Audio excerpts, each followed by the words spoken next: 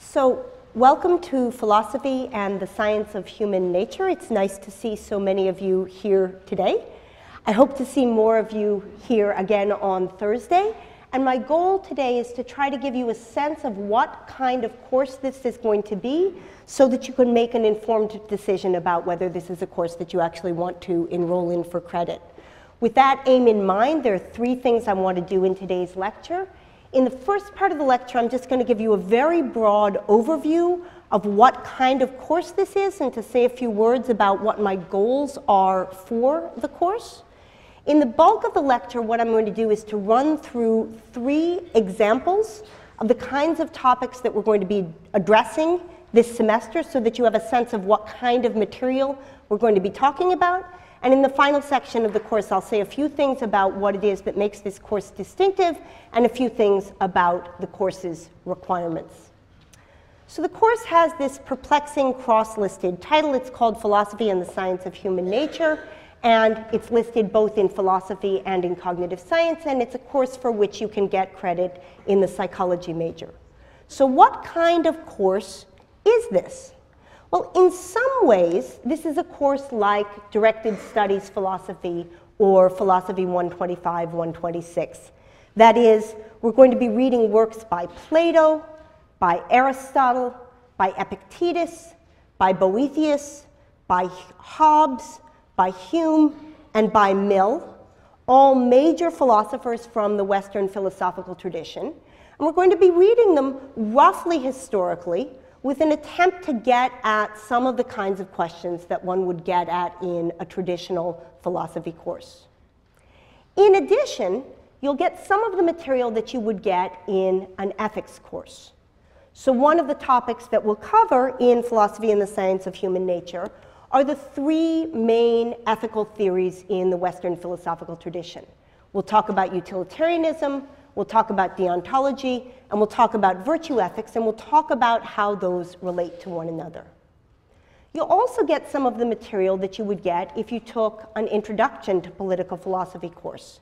We'll very briefly look at the work of Thomas Hobbes on the legitimacy of the state, and then we'll read and think about the debate between John Rawls and Robert Nozick about how much weight should be given to the relative values of equality on the one hand and liberty on the other. So in that regard, this is in some ways a standard philosophy course in the moral and political tradition. It's not a course in metaphysics, it's not a course in epistemology, it's not a course where we're going to be talking about issues like free will or the mind-body problem, all of which could legitimately fall under the topic of philosophy of human nature. But what's distinctive about this course is that in addition to the contributions that are made by the philosophical side of the equation, we're also going to be drawing from a number of other disciplines. So one of the main themes of the course will be to think about how the questions raised by the traditional philosophers that I've mentioned already are picked up in the contemporary cognitive science tradition.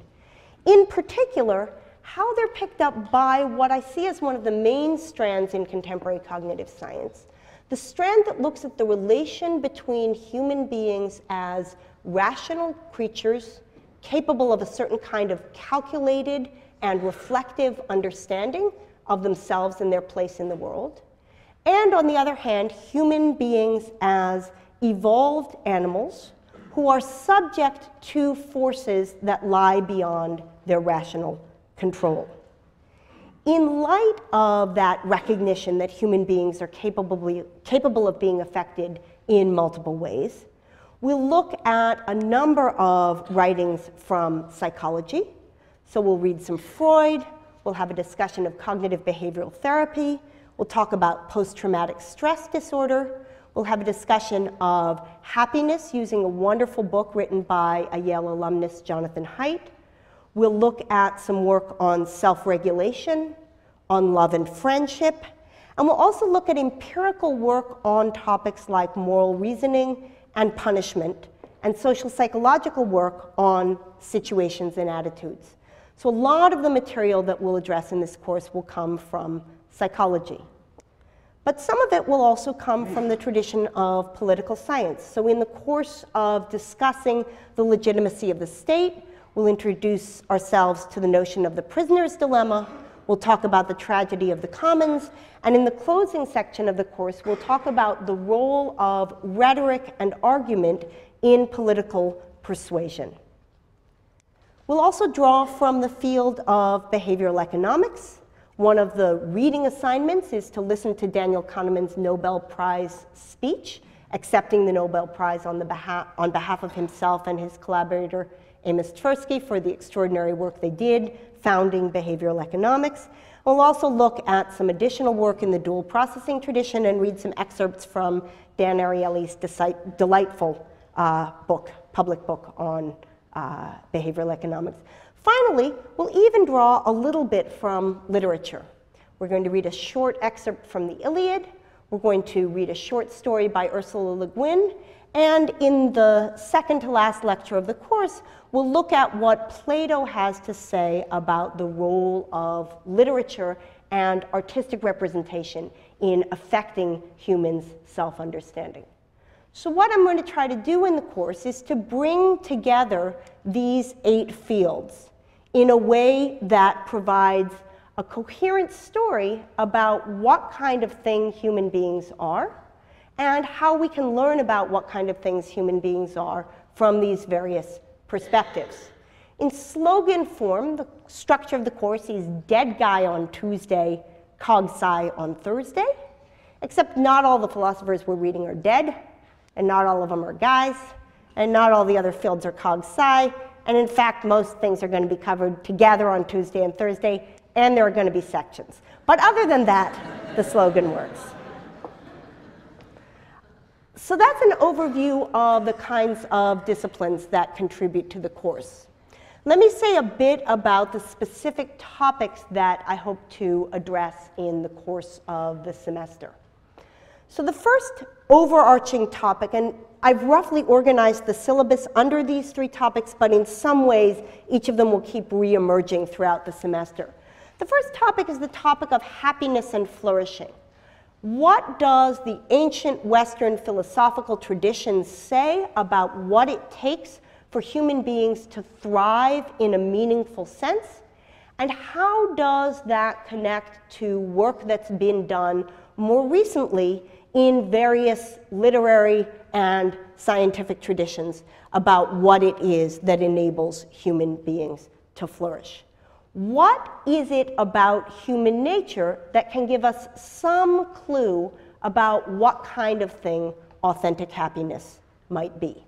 That's the first set of questions that we'll address. It turns out that the ancient philosophers' answer to that question is that human beings thrive when their souls are well ordered, to use the ancient metaphor, when the parts of their souls that might pull in different directions are in a certain kind of harmony. And the ancient picture is that when that happens, human beings behave in a moral way. And so the second part of the course will look at both what it feels like from the inside to behave in ways that are conventionally considered moral, and from a higher level, what it is that we mean when we say that an act is moral or immoral. So as I mentioned, we'll look at the 3 main Western philosophical conceptions of morality, and we'll also look at some interesting related questions, like why is punishment justified when it is? And is the justification for punishment psychological or ethical? And in the final unit of the course, we'll move beyond the individual into society as a whole and ask some questions about what it is that makes political structures legitimate and how it is that states or civic institutions ought to be organized in order to allow human beings to flourish. So those are the 3 main topics that we'll be addressing, and as you can see on the syllabus that I've handed out, there are highlighted examples of a few of the particular topics we're addressing on page 1 of the syllabus, and a much more detailed set of questions on pages 3 and 4. But in addition to being about the content of these questions, this is also a course that's going to encourage you to think about the methodology of each of the disciplines from which we're drawing. So it's my goal to introduce you to a number of traditional philosophical discussions of the human condition, but it's also my goal to get you to think about what these philosophical discussions have in common and why it is that thinking about things in the way that philosophy thinks about things can be valuable for answering questions that we care about. And we'll do something very similar with respect to the other disciplines. We'll look at the literature from psychology and behavioral economics and political science and literature, and we'll ask, what is it about this distinctive approach to answering these questions that provides us with a complementary insight on the issues that the philosophers have raised? And finally, I'm going to ask you to think not only in the context of this class, but in the context of the other classes you're taking, about the ways in which the material to which you're being exposed sheds light through multiple disciplinary perspectives on the set of questions that we're concerned with. So that's the opening segment of the lecture. That's what I had called the overview and course topics section of the class. And what I want to do now is to give you 3 examples of the kinds of topics that we'll be addressing this semester. So the first example I'm going to give is actually drawn from the reading that we'll be doing for Thursday. And it's a story from Plato's Republic called The Story of the Ring of Gyges. I'll give you a bit more background on Thursday about where this story fits in the context of the book from which it's drawn. But for now, all you need to know is that there's a character named Glaucon, who's actually one of the brothers of Plato, the author of this dialogue. And Glaucon is in conversation with the great ancient Greek philosopher Socrates. And he's trying to convince Socrates that when people act morally, the only reason they do it is because they can't get away with it. So even if you've shopped only for today, you'll have a chance to hear some Plato. So I'm going to read aloud to you. These numbers on the right, I'll explain to you next class, are called Stephanus numbers. They enable you, whichever translation of Plato you're using, to find the same passage. And what I'm reading to you from is from Stephanus pages 359 to 360. So, there was once a shepherd named Gyges in the service of the ruler of Lydia. There was a giant thunderstorm, and an earthquake broke open the ground and created a chasm at the place where he was tending his sheep. Seeing this, he was filled with amazement and went down into it. And there he saw a hollow bronze horse. There were window-like openings in it, and peeping in, he saw a corpse wearing nothing but a gold ring on his finger. So he took the ring and came out of the chasm. He wore the ring at his usual monthly meeting that reported to the king on the state of the flocks. And as he was sitting among the others, he happened to turn the setting of the ring towards himself to the inside of the hand. And when he did this, he became invisible to those sitting near him, and they went on talking as if he had gone. He wondered about this, and fingering the ring, he turned the setting outwards again and became visible. So he experimented with the ring to test whether it indeed had this power, and it did. If he turned the setting inward, he became invisible, and if he turned it outward, he became visible again. When he realized this, he arranged to become one of the messengers sent to report to the king. And when he arrived there, he seduced the king's wife, with her help, attacked and killed the king, and took over the kingdom. So that's the story of the Ring of Gyges. Now, why is it that Glaucon tells that story? Glaucon tells that story with the expectation that you, upon hearing it, will think that you would act as Gyges did if you had the opportunity to get away with crimes without being caught. Glaucon's conclusion from this story is that those who practice justice, those who act in conformity with the moral code of their society, do so because they lack the power to do injustice. They act in that way because they fear the punishment of society. They don't act in that way because it's in any way valuable to them. And the reading that we're going to do for this Thursday's class includes both the text that surrounds the story that I just told you, so the setup wherein Glaucon raises the challenge, of which this is supposed to be an example, and the conversation between Glaucon and Socrates that follows the posing of the challenge through this story.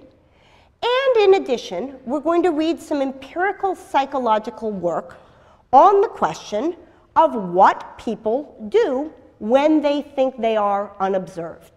So we're going to ask the question whether, as a matter of fact, people would, and whether, as a matter of fact, people should behave as Gyges did.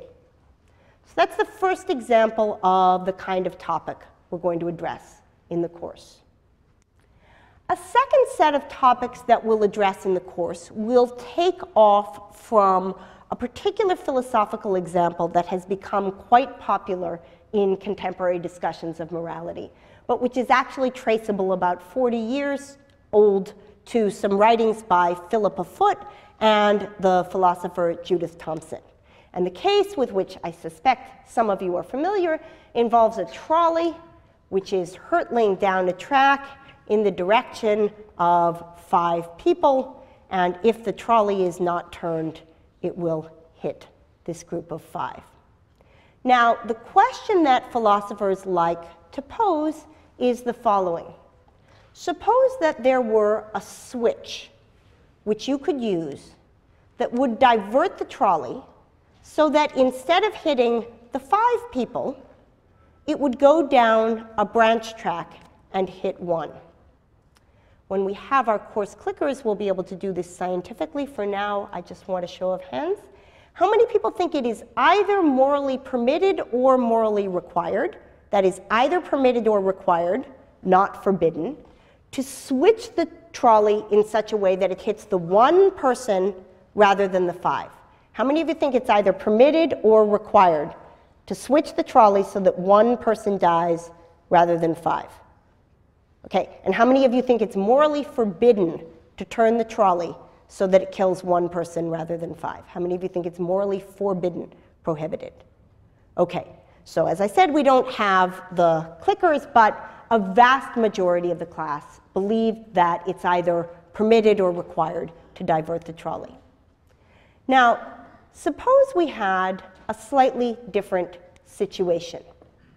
Instead of the 1 person being on the track, there is rather a bridge that rests over the trolley track, and atop the bridge, a large gentleman of ample girth, such that were you to dislodge him from his present location using the same switch that you used in the last case, he would be sufficiently weighty to prevent the trolley from hitting the 5.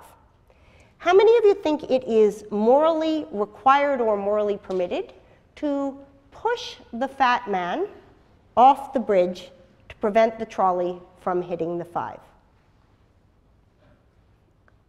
And how many of you think it is morally prohibited? Hands up again. All right, we have a very, very different spread this time.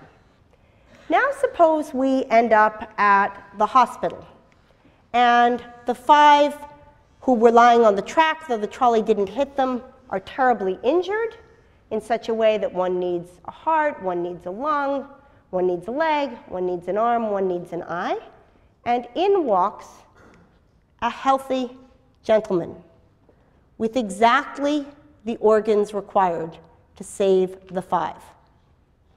How many of you think it is morally required or morally permitted to cut up the 1 to save the 5? I won't sit with you in the hospital waiting room, those 3 hands. How many of you think it is morally prohibited? All right. Suppose there is a bear running towards you. You're standing in a line of people and there's a bear running towards you. How many of you think it's morally permitted to move out of the bear's way if the bear is running towards you? Okay. Now when that happens, the bear is going to eat the guy who was right behind you. Okay, case number 2. Suppose there's a bear running towards you. How many of you think it's morally permitted to reach behind you and take that guy and put him in front of you to shield you from the bear? Very different distribution of hands. Okay, what's going on here? In the original switch case where we turn the trolley, 1 person's going to die if we turn the trolley and 5 are going to live.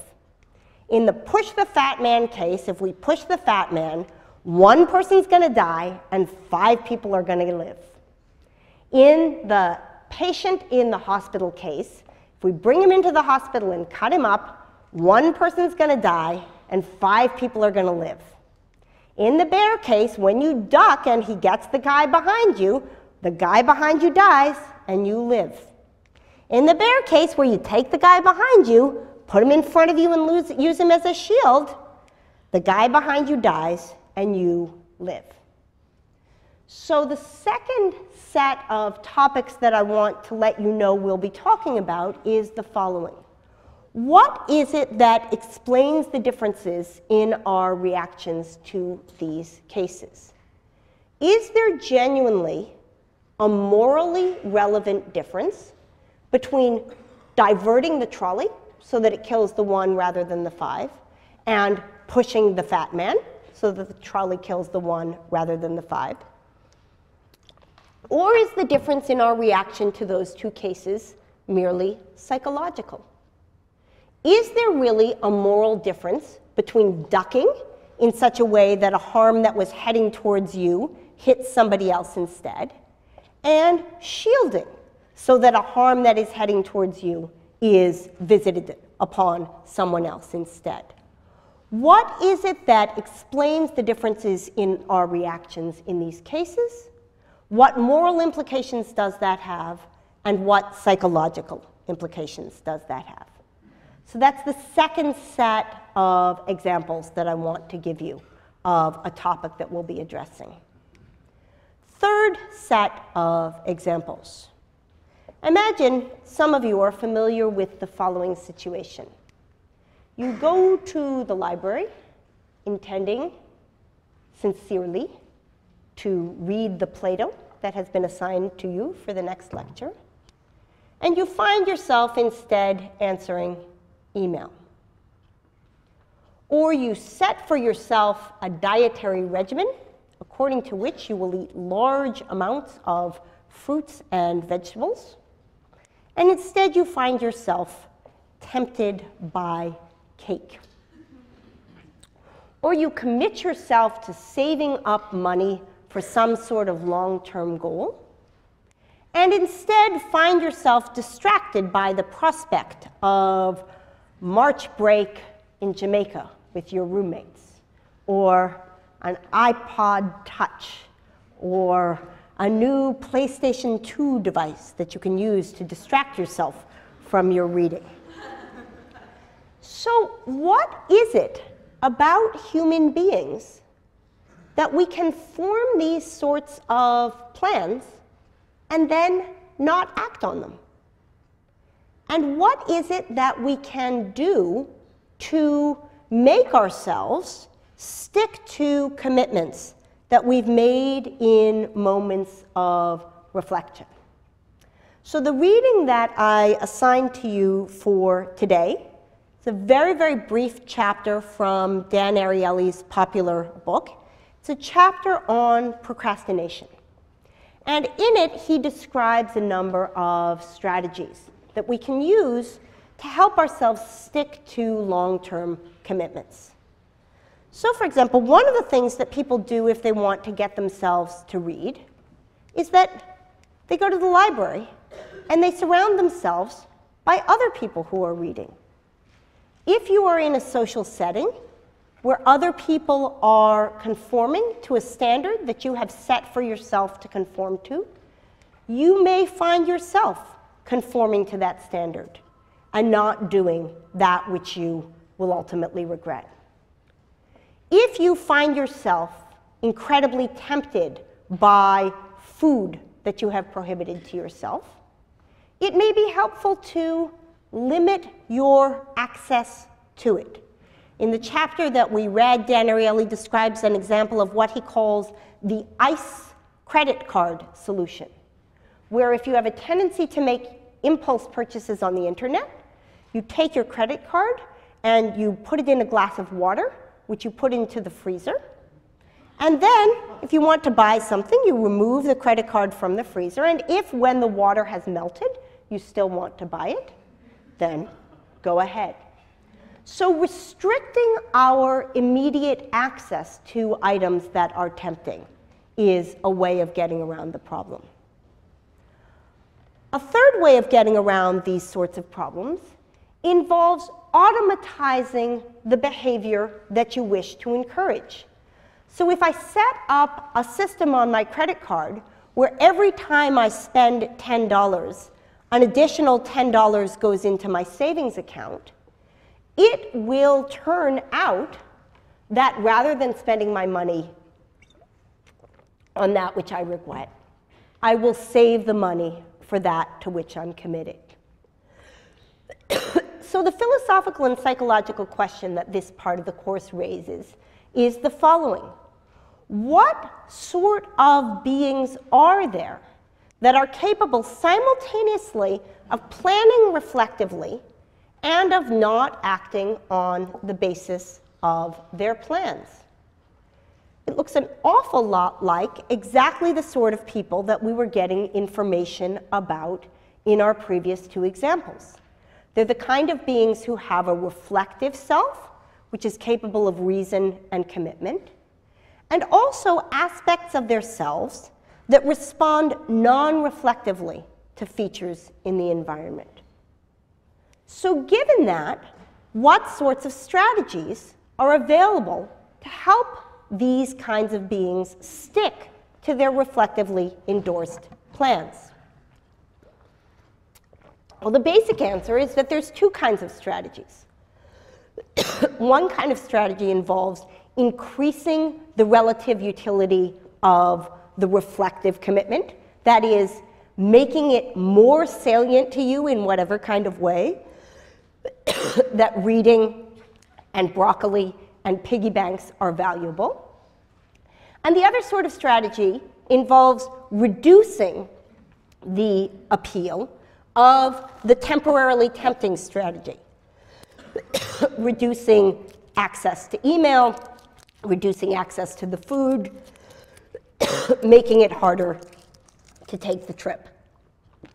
So one of the things that we'll talk about in the context of the course, both in small ways and in large ways, is this fulcrum point of procrastination as a way of understanding a large number of social structures.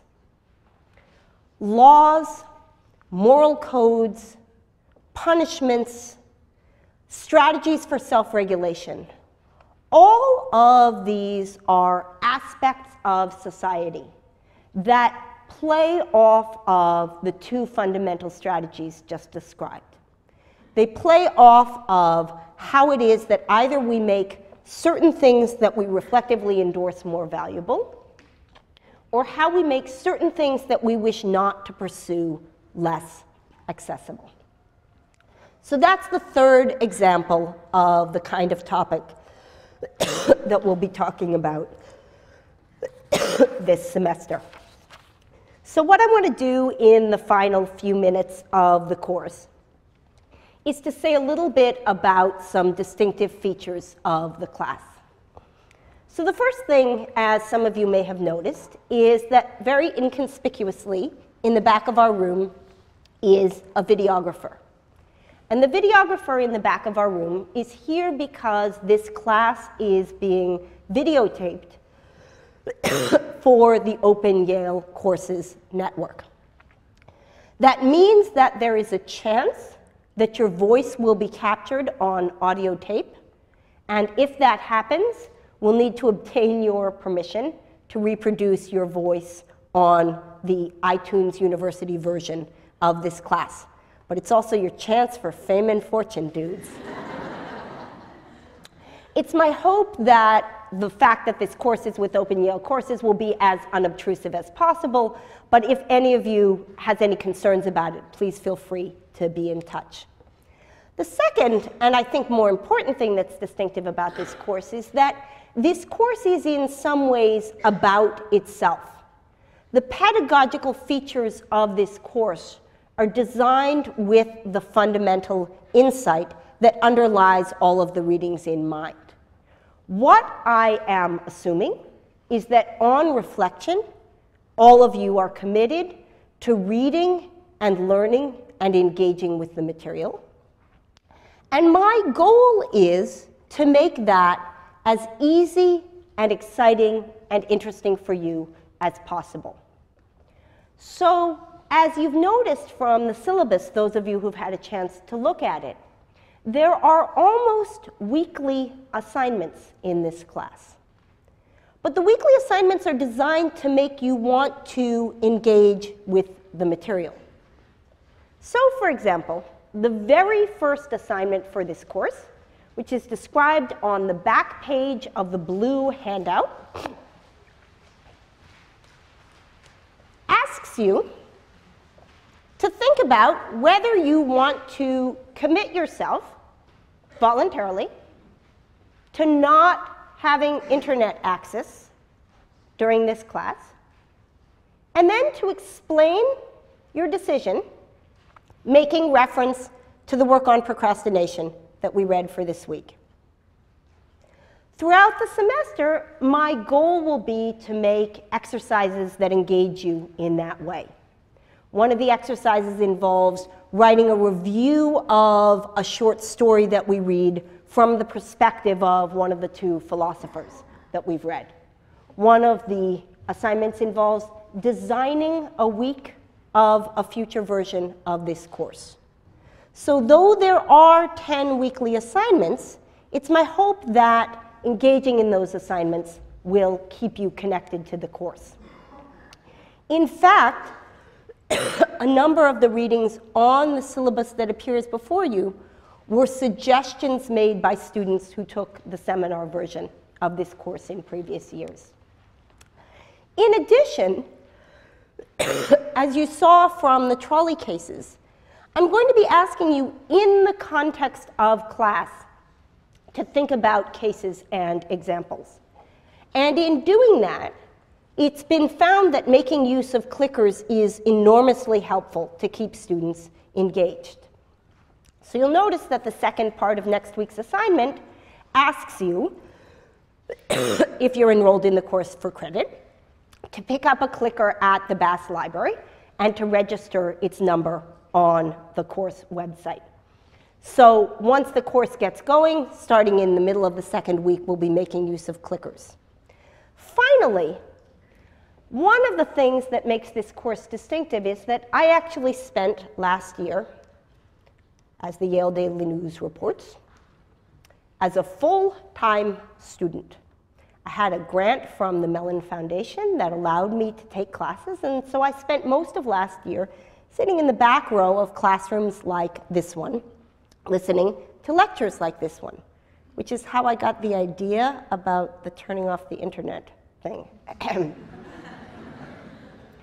But it also helped me realize that the rhythm of the semester is a complicated one. So as you'll see, the second sentence of the Yale Daily News article notes, her grades lately have been sliding a little from an excellent on the first two assignments to only a check mark for completion the most recent 2.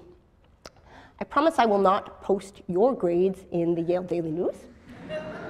But I promise that I am, as a result of that experience, profoundly aware of the ways in which structuring assignments with enough advance notice is crucial for allowing students to succeed in the class.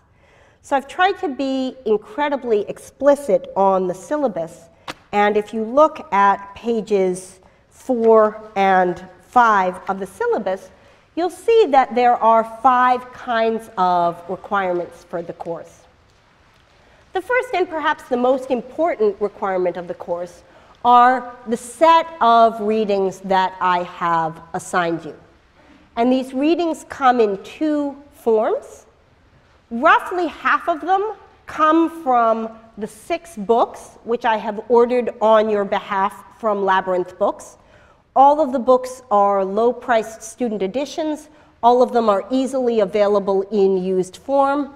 And together, even purchased new at full price, they add up to $80. So some of the assignments come either from the 3 classical works that we'll be reading, Plato, Aristotle, and Epictetus, the 2 contemporary works that we're looking at, Jonathan Haidt's Happiness Hypothesis, and a book by Jonathan Shea called Achilles in Vietnam.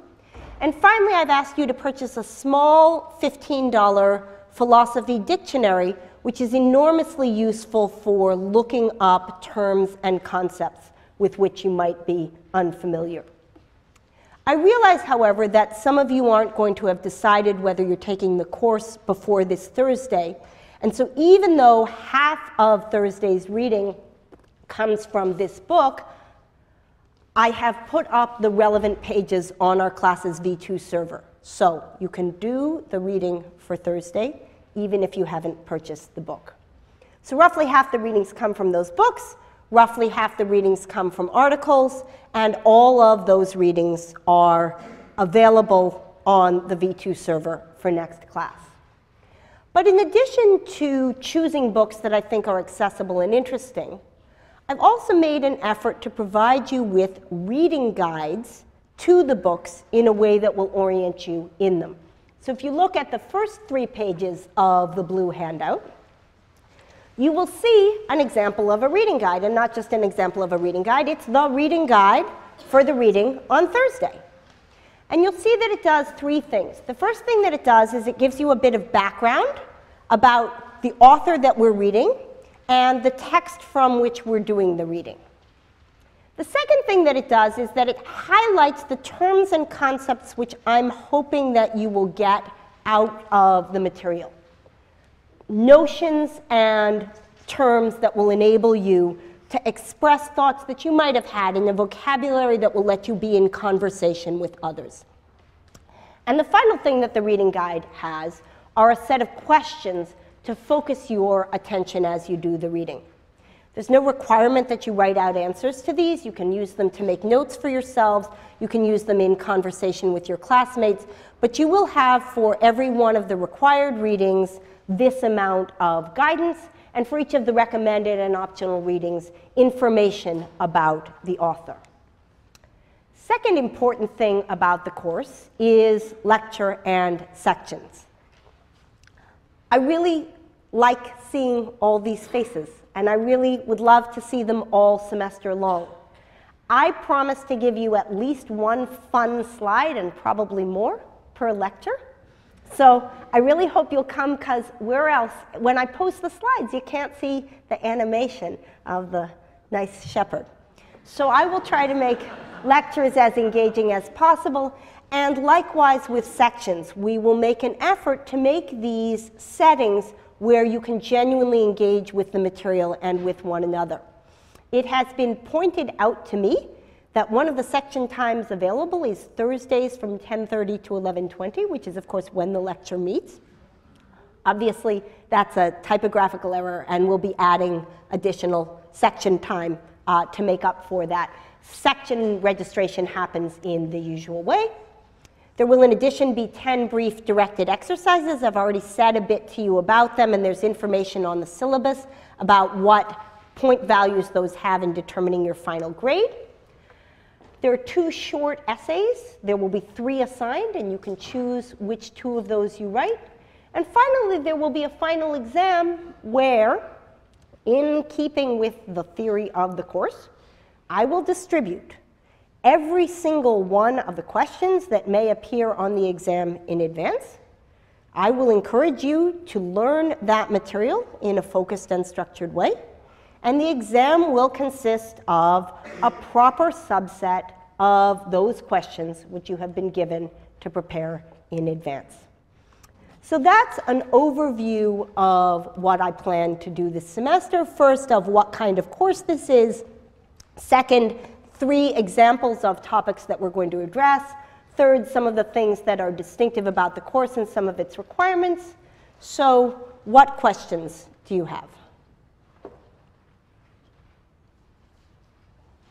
Yes? So the question is, are the videos for the lectures going to be posted? And the answer is, the videos for the lectures take time to be edited and processed. So they will be posted, but they won't be posted during the class. I will post the slides after each lecture, but as you saw today, the slides don't give you that much information. Yes? I see that there are directed exercises that have due dates. Does this mean that we have to bring it into class, or like where do we... Nope, everything in the course is done electronically, so all assignments for the course are to be submitted on the class's V2 server under assignments. And the deadline for the first written exercise is actually next Tuesday at 10 a.m., but because that's still during shopping period, that exercise will be accepted without penalty until Friday. But everything for the class in terms of submission and return of exercises will be done online on our V2 site. Yep? When are sections going to start? When are sections going to start? Sections will begin the 3rd week of the semester. Yep?